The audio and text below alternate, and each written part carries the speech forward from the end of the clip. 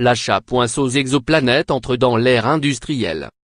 Si tout va bien, le 16 avril, la fusée Falcon 9 de la société SpaceX lancera pour la première fois de sa jeune histoire une mission astronomique. Commandé par la NASA, le satellite TESS, Transiting Exoplanet Survey Satellite, est équipé de 4 caméras qui, pendant un minimum de 2 ans, observeront quelques 200 000 petites étoiles proches.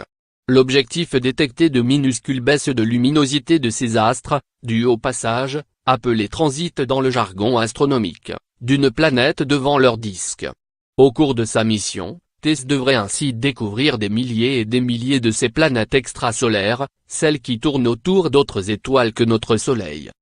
Depuis la détection de la première d'entre elles en 1995, une nouvelle discipline, l'exoplanétologie, a éclos dans le champ de l'astronomie et, comme le résume Sébastien Charnoz, astrophysicien à l'Institut de physique du globe de Paris, IP, elle connaît une grosse dynamique, presque un euphémisme. En 2 décennies, les instruments au sol se sont multipliés, notamment ceux qui tentent de débusquer les exoplanètes par la technique dite de la vitesse radiale. Elle part du principe que, si une étoile est dotée d'un compagnon, elle tourne autour du centre de gravité du couple qu'elle constitue avec lui. L'étoile passe donc son temps à s'éloigner puis à se rapprocher de nous. La méthode de la vitesse radiale consiste à détecter ces mouvements de va-et-vient, infimes vus de chez nous. L'autre grande méthode de détection, celle des transits, qu'exploitera TESS, est plus récente et a connu un développement rapide grâce à 2 missions spatiales.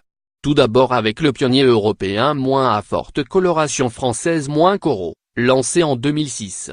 Celui-ci n'a toutefois repéré que quelques poignées de planètes extrasolaires, et c'est surtout grâce au télescope Kepler de la NASA, en orbite depuis 2009, que la méthode des transits s'est imposée comme la plus grande pourvoyeuse.